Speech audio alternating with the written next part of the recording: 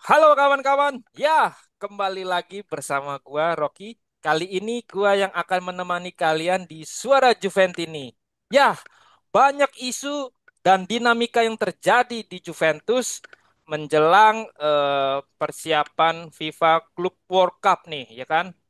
Ternyata Giuntoli akhirnya dipecat nih. Aduh, ya kan.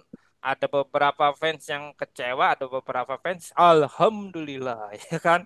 Terusnya juga bursa pelatih eh, Juventus Igor Tudor belum juga diperpanjang nih PKWT-nya nih sama Juventus. Banyak pelatih-pelatih baru yang diisukan menggantikan Tudor untuk mengarungi di musim depan. Nah, seru kan kawan-kawan? Jangan lupa terus tonton di Suara Juventini. Tapi seperti itu, gua akan memperkenalkan dulu untuk para narasumber yang selalu mengisi di menghiasi channel YouTube kita. Ya, baik kita kenalan dulu yang pakai jaket warna putih. Monggo, Mas, dikenalin dulu ke kawan-kawan. Eh, Halo, suara fans suara Juventus ini. Salam lima jari buat hari ini. Wih, salam lima Dimanapun jari. Anda berada, sangat luar biasa. Bagaimana kita akan bahas tentang siapa pengganti pelatih pelatih baru nanti di channel ini ya. Salam Oh, lima jari buat semua Juventus ini di Indonesia. ya, siapa namanya? Oh, saya, Iya, waduh, saya Adi lu. dari Jakarta Barat. Oke, lima jari mulu tapi nggak namaan. Iya, lima jari itu penting itu Oh, begini. penting. Oke, baik. Nah, satu lagi nih yang rambutnya klimis yang sering mengisi di Suara Juventus ini. Monggo, Mas. Dikenalkan dulu. Halo guys, selamat pagi, siang, sore, dan malam dimanapun members, viewers kita berada di channel Suara Juventini. Gue Suryo Juventini dari Depok. Oke, baik. Mas Adi, Mas Suryo, gua juga ingin mengucapkan terima kasih dulu nih karena channel kita akhirnya sudah 5.000 Waduh, subscriber. Limanya kayak gini. Ingat iya. sesuatu ya kan? Terima kasih buat para subscriber yang selalu mendukung channel kita, baik itu yang baru tahu ataupun yang sudah join di membership. Terima kasih, kita sangat mengapresiasi. Semoga kita ke depannya menjadi channelnya lebih berkembang, lebih baik lagi, memberikan berita-berita dan konten-konten yang terbaik mengenai Juventus, ya kan? Baik, jangan lupa juga bagi para yang belum join nih di membership, monggo silakan ada di deskripsi channel kami karena ada paket-paketnya dan kalian bisa tergabung juga nih di WA grup kita karena di situ ada berita-berita terupdate langsung dari kontributor dari Turin. Beneran asli deh, ya kan? Di situ beritanya update, selalu update, jadi kalian ada benefit yang bisa kalian dapatkan seperti Mas Adi, seperti Mas Suryo, Bang Jeki bisa ngobrol-ngobrol di sini. Baik, kita langsung saja masuk ke materi yang pertama di mana kemarin akhirnya manajemen Juventus resmi here we go kalau Christian Guntoli akhirnya dipecat nih, ya kan? Menurut para narasumber, kira-kira apakah sini sudah keputusan yang tepat nih si Guntoli dipecat dan bagaimana seharusnya Juventus belajar dari pengalaman ini untuk menghindari kesalahan serupa di masa yang akan datang. Gua ke Bang Adi dulu nih. Silakan Bang Adi. Jantoli dipecat ya? Waduh, ini kalau apa namanya fans Suara Juventus ini tahu waktu bikin pertama apa konten tentang siapa pengganti Arif Bene, gua orang yang tidak setuju tidak setuju dengan Jantoli. Kenapa? Karena gue punya Hmm, nama lain saat itu eh, karena kenapa Jantoli? Karena kita kalau lihat dari apa yang dilakuin di Napoli, dia kan udah masuk Napoli 2015. Baru Scudetto tuh ya at least sudah 8 tahun, artinya udah sangat lama gitu. Jadi hmm. kalau emang untuk kita cuma untuk ngejar middle table terus, oke contohnya oke is oke. Buat hasil di lapangan kita juga harus lihat gitu. Hasil Jontoli kan bagus lah di Juventus kalau untuk laporan keuangan. Oh positif soalnya kita bisa offload beberapa pemain, tapi hasil di lapangan tidak nunjukin itu gitu. Bahkan kita hampir gagal lolos empat besar lagi di musim ini. Jadi benar-benar proyek yang gagal, apalagi dia jadi head orang yang menghandle Mercato, memilih pelatih yang semuanya gagal total. Kita dia indikasi budget 200 juta euro, belinya pemain yang tidak sesuai untuk karakter Juve. Jadi kita harus memecat pelatih, tiba-tiba pelatih pengganti. Ya kalau emang hukuman dia harus dipecat sama manajemen Juventus dengan alasan demikian, ya wajar sih karena emang ya hitungannya fail dengan investasi yang sangat besar. Kita hanya Hmm. mengejar peringkat 4 doang gitu. Kalau 200 juta euro hanya untuk 4 besar, ya kita butuh berapa ratus juta euro untuk jadi treble winner kalau hitungannya dengan pola pikirnya si John Tolly. Jadi kan kita mungkin bisa bangkrut Juve nih kalau untuk ngejar trofi tapi dengan kondisi yang seperti ini. Jadi menurut gua kalau wajar sih kalau emang di John Tolly emang harus dipecat. Untuk kalau pelajaran buat manajemen Juventus ya seperti yang gue bilang bahwa utamanya adalah cari dulu orang yang mengerti sepak bola. At Hmm. least di level CEO karena Vino Ferrero bukanlah orang sepak bola yang ini akan jadi efeknya bahwa Jontolis merasa kerja sendirian karena hanya gue yang ngerti bola dan pelatih ya atasan gue nggak ngerti bola apapun yang gue lakuin semuanya ya is oke aja yang penting urusan bola di gue itu tidak bisa terjadi lagi ya. Manajemen harus milih orang yang CEO yang bisa mengarahkan direktur olahraga Juventus seperti ini karakternya pemain-pemain Hmm. yang DNA Juventus seperti ini tinggal lagi asal 50 juta euro tebus 60 juta euro tebus akhirnya apa di Juve flop. Hmm. Terus yang tanggung jawab siapa? Pelatih ya. Pelatih akan jadi korban dari sebuah apa namanya lingkaran setan ini. Ini yang harusnya Juve belajar agar kedepannya nggak jadi lagi seperti ini gitu Bang Rocky. Oke, baik. Kalau dari Bang Suryo kira-kira punya opini tersendiri, apakah berbeda dengan Bang Adi? Kira-kira sudah tepatkah manajemen Juventus ini dipecat untuk Giuntoli? Terus bagaimana ke depannya agar tidak terulang lagi hal-hal yang seperti ini? Kira-kira gimana Bang Suryo? Ya, keputusan memecat Juntoli itu sudah dipertimbangkan masak-masak pasti oleh manajemen. Akan terjadi sesuatu perubahan yang tentunya kita akan berharap perubahan itu lebih baik daripada era Juntoli karena pasti ada indikatornya dan parameter-parameter yang telah ditentukan oleh manajemen dan kita nggak tahu apa itu gitu. Cuman segala keputusan manajemen harapnya kita hormati dan itu yang menjadi landasan bahwa Hmm. ketika seorang sporting director mempunyai seorang CEO yang belum mengerti atau tidak mengerti sepak bola, Hmm. itu point of view-nya pasti akan beda. Di mana not in the right time, mungkin right man, tapi not in the right time, atau orang yang tepat tapi di waktu yang belum tepat. Hmm. Di indikasi pertama bahwa Thiago Motta dipecat, Giuntoli memang sukses, artinya membuat neraca keuangan menjadi semakin baik. Akan tetapi, untuk menghindari seperti ini lagi, emang sebaiknya manajemen Juventus itu merekrut head of scout yang lebih baik lagi, yang Hmm. bisa mendukung nantinya pelatih yang baru atau yang ada sekarang Hmm. membuat ini apa termotivasi lagi, lebih membara lagi pasukan-pasukan Juventus ini atau squad-squad Juventus ini untuk targetnya itu diubah juga gitu. Jadi tidak hanya empat, tapi menjadi Scudetto at least, atau Copa, atau Super Copa, atau trofi setidaknya seperti itu. Jadi ada sinergi antara CEO, Sporting Director, Head of Scout, sama main coach atau pelatih kepala seperti head coach sorry atau head coach itu ini yang mesti duduk bareng gitu maksudnya dirundingkan Hmm. kita targetnya berubah harus lebih baik eh, ini juga berubah juga sporting directornya itu yang mesti dijadikan poin utama Hmm. harus satu visi misi dulu gitu Bro Rocky. Oh, jadi kita harus duduk bareng, terus ngobrol bareng istilahnya, merumuskan untuk visi ke depannya seperti apa, kayak gitu ya. Jadi biar nggak terulang lagi gitu ya, Mm-mm. Bang Suryo ya. Mm-mm. Oke, baik kalau gitu. Mudah-mudahan kita mendapatkan sport director yang bagus ya kan.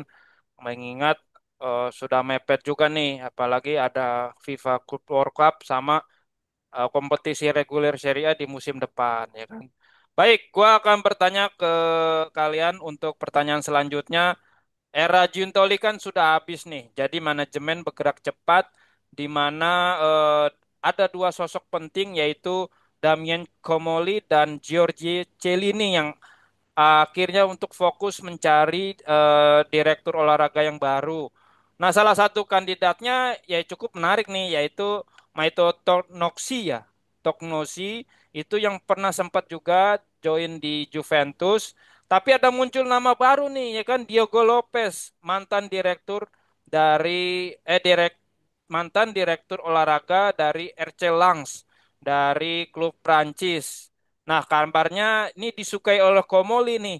Kira-kira yang ingin gua tanyakan, siapa sih ini sebenarnya Diego Lopez, dan apakah rekam jejaknya ini cukup menjanjikan untuk membawa Juventus ke level yang berikutnya? Kira-kira gimana Bang Adi nih? Silakan Bang Adi. Eh, Diego Lopez mungkin kita juga masih awam untuk beberapa apa namanya pecinta sepak bola khususnya Serie A karena mungkin dia kan banyak berkecimpung di Liga Prancis ya di Liga 1 Prancis di mana dia kan pernah jadi chip scoutnya Lille terus juga pernah jadi chip scoutnya Girondins Bordeaux habis itu juga pernah akhirnya di RC Lens sampai jadi direktur olahraga.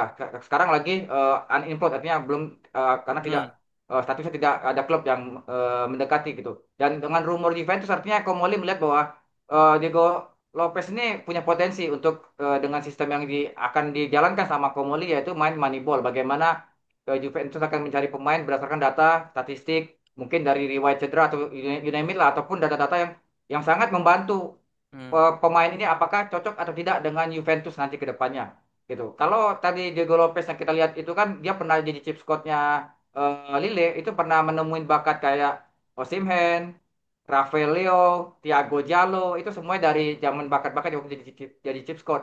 Sampai dia jual apa namanya akhirnya Lille untung besar karena jual Leo berapa, jual Osimhen 75 juta euro, bahkan Jallo ke Porto akhirnya ke Juventus gitu kan.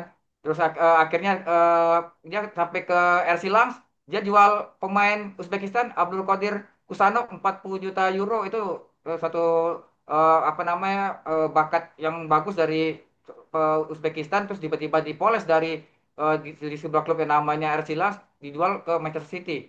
Jadi kan sebenarnya kalau untuk sesuai dengan karakter Juventus yang ingin mencari pemain-pemain muda dengan harga murah dengan kondisi hmm, finansial yang belum stabil untuk khususnya Juventus sendiri yang masih sering rugi ya emang harusnya udah dilakukan dari jauh-jauh hari pola-pola seperti ini tapi akhirnya Elkan sadar bahwa kita butuh insight yang baru kita butuh perubahan karena kita nggak akan stuck dengan cara yang sama dengan cara yang oke Jontoli beli pemain bagus-bagus mahal 50 flop kita bingung jualnya sekarang lebih milih bila perlu pemainnya kayak Kevin Durant 20 juta tapi perform. Bagaimana caranya? Ya inilah yang dicari orang-orang yang model-model kayak Diego Lopez ini gitu. Walaupun dalam tanda kutip, apakah Diego Lopez ini akan sukses di Juventus kita juga belum tahu karena hmm, ya beda liga, beda karakter juga nanti bagaimana dia treatment ke pemain lokal. Apakah nanti Juventus akan jadi Prancis semua? Bisa jadi. Nanti Juve kan Prancis semua skuadnya.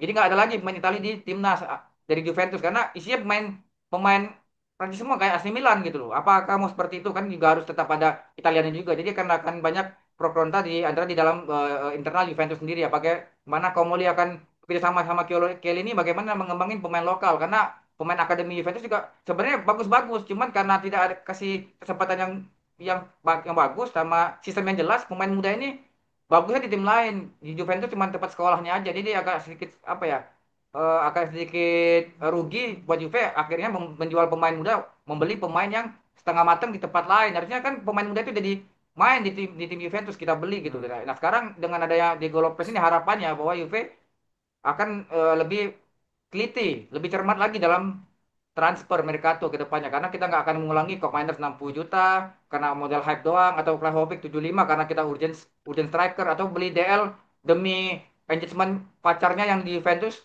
Eh, kita beli 50 juta itu nggak akan kejadian lagi. Bagaimana ngejual Huijsen 18 juta itu udah harus dirubah cara-cara seperti itu gitu. Bagaimana pemain-pemain ini bisa jadi pemain utama Juventus ke depan walaupun ya secara level mungkin jauh di pemain-pemain top top level ya tapi at least pemain ini bisa jadi ada di bangku cadangan Juventus dan pemain backup ini akan butuh daripada Juve hanya membeli pemain yang bongkar pasang setiap tahun gitu.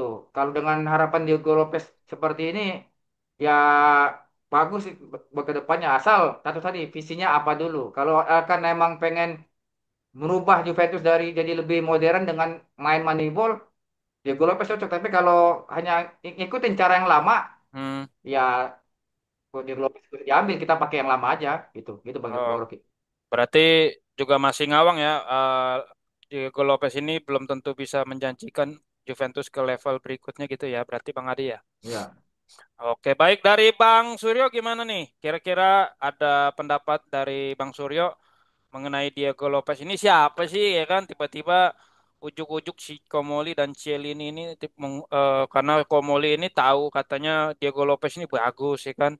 Nah, kira-kira gimana nih ke depannya? Apakah dia bisa bersinarkah di ranah manajemen Juventus sebagai sport director dari Juventus? Kira-kira gimana nih?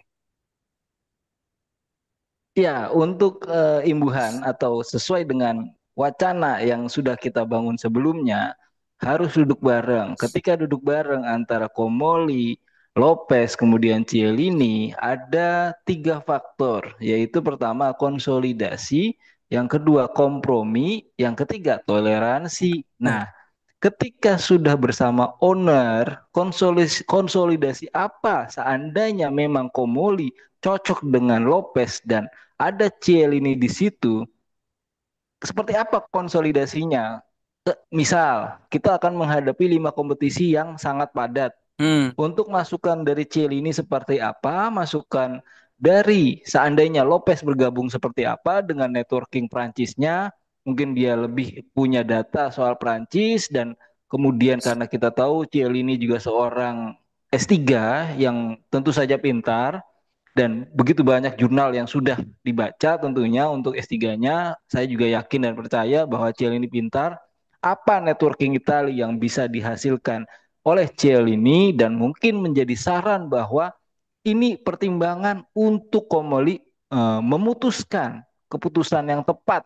Jadi ketika sudah berkonsolidasi, komprominya apa, kemudian toleransinya seperti apa. Ah. Seandainya risiko-risiko itu sudah dipertimbangkan, toleransinya seperti apa? Ya, jadi mitigasi risiko ya, toleransinya itu seperti apa? Hmm. Misal, eh, gua si Komoli memutuskan membagi misalkan dari 32 pemain misalkan atau dari kemungkinan 10 pemain yang bisa in untuk menggantikan yang akan out, Cielini itu dikasih kesempatan 5, kemudian seandainya Lopez bergabung 5. Nah, nanti dari situ komprominya apa? Kalau sesuai dengan target manajemen, komprominya seperti ini. Kalau tidak sesuai dengan target manajemen, toleransinya seperti apa? Jadi konsolidasi dulu, kemudian kompromi dulu, ya kan, bertiga. Terus toleransinya seperti apa gitu. Jadi harus dibangun satu sinergi atau kesatuan alur yang berdasarkan data, kemudian fakta yang berbicara dan angka realistis yang ada terjadi di Juventus sekarang, Bro Ruki. Oke, baik. Berarti ya seperti yang lo tadi bilang harus samaan satu visi dulu ya, visi misinya ya ke depannya. Mm-mm. Baik, kalau gitu gua akan berlanjut ke pertanyaan selanjutnya. Juventus akhirnya gagal nih, ya kan? Kemarin kita sudah all in drama-dramanya Conte, terusnya Gasperini juga di akhir-akhir last minute akhirnya Hirigonya ke AS Roma nih. Sekarang mengejutkan dalam 48 jam Juventus akhirnya tiba-tiba menunjuk salah satu pelatih incarannya itu Marco Silva ya kan dari mantan pelatih Fulham yang dikabarkan masuk kabar untuk radar sebagai head coach-nya dari Juventus. Nah, pergantian nama ini seolah tidak menjadi kekonsistenan Juventus mencari pelatih kepala mulai dari Conte terus ke Gasperini. Nah, tiba-tiba ada nama Marco Silva nih. Kira-kira apakah menurut para narasumber eh, Juventus ini tidak punya arah untuk mencari pelatih ke depannya. Terus, apakah wajar proses seleksi pelatih mencerminkan kelabilan dari manajemen dari Juventus? Seperti kita ketahui juga bahwa Igor Tudor juga banyak netizen bilang itu pengennya stay dulu lah ya kan. Tapi sampai sekarang masih juga belum ada kesepakatan kontrak untuk di extend. Eh, Malah sampai Juni pun juga masih ngawang nih untuk FIFA Club World Cup ini kira-kira si Tudor ini seperti kayak apa yang Fata Morgana, jadi dia juga kebingungan. Nah, kira-kira dari pertanyaan gua, apakah terlihat ini tidak punya arah jelas Juventus untuk mencari sebuah pelatih karena kita kemarin itu terlalu drama untuk Conte, terusnya Gasperini juga gagal. Nah, kira-kira untuk Mas Adi dan Mas Suryo kira-kira punya pendapat tersendiri kah kayak gitu? Dari Mas Adi dulu. Eh, kalau nggak ada arah dalam milih pelatih, wah pastilah. Kalau Juve punya arah, nama-nama pelatihnya pasti sudah harus tahu karakternya seperti apa. Tujuan Elkan dalam untuk apa sebagai owner Juventus, Juve ini mau main kayak apa dulu gitu loh. Kalau kita mau main parkir bus, ya pasti pilihan list pelatihnya yang karakternya yang parkir bus semua.